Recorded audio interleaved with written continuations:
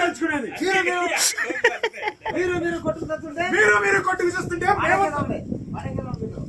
మీరు కొట్టుకు చూస్తుంటే మేమంతా ఎందుకు మట్టలు జరిగితే శవాలను లెక్క పెట్టుకోవడానికి మట్టలు జరిగితే ఫిర్యాదు చేయరు, అన్యాయం జరిగితే కోర్టుకు రారు.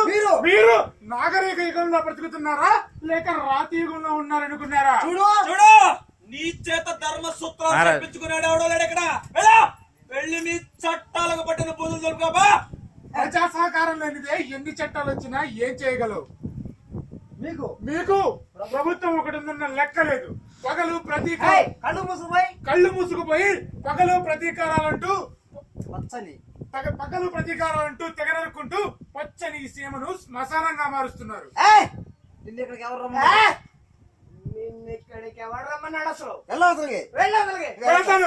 ధర్మసేన రెడ్డి లాంటి మహాత్ముడు చంపిన నేరానికి నిన్ను నీ అన్నను అరెస్ట్ చేసి ఈ దుర్మార్గుల్ని ప్రాణాలతో బ్రతకనివ్వడానికి వీల్లేదు.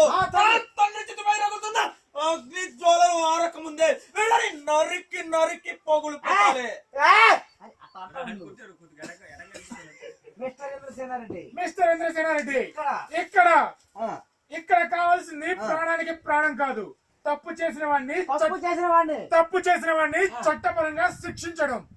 నువ్వు ఒక స్టేట్మెంట్ రాసివు, వీళ్ళ సంగతి నేను నేను ఏ పాపం ఎరగనని నా తండ్రి మొరపెట్టుకున్నప్పుడు ఏం చేయగలిగింది మీ చట్టం? మనుషుల్ని కోడి పెట్టలా గొట్టలు వేసి కాల్చిన వాడిని ఏం పీకగలిగింది మీ న్యాయం? నిరపరాధులు కటకటాల్లో, నేరస్తులు ఏడంతస్తుల మేడల్లో కులుగుతుంటే ఏం పీకగలిగింది మీ ధర్మం? మిస్టర్ ఇంద్రసేనారెడ్డి, ఇక్కడ కావాల్సింది ప్రాణానికి ప్రాణం కాదు, తప్పు చేసిన వాడిని చట్టపరంగా శిక్షించడం. నువ్వు ఒక స్టేట్మెంట్ రాసివ్వు. ఇంద్రసేనారెడ్డి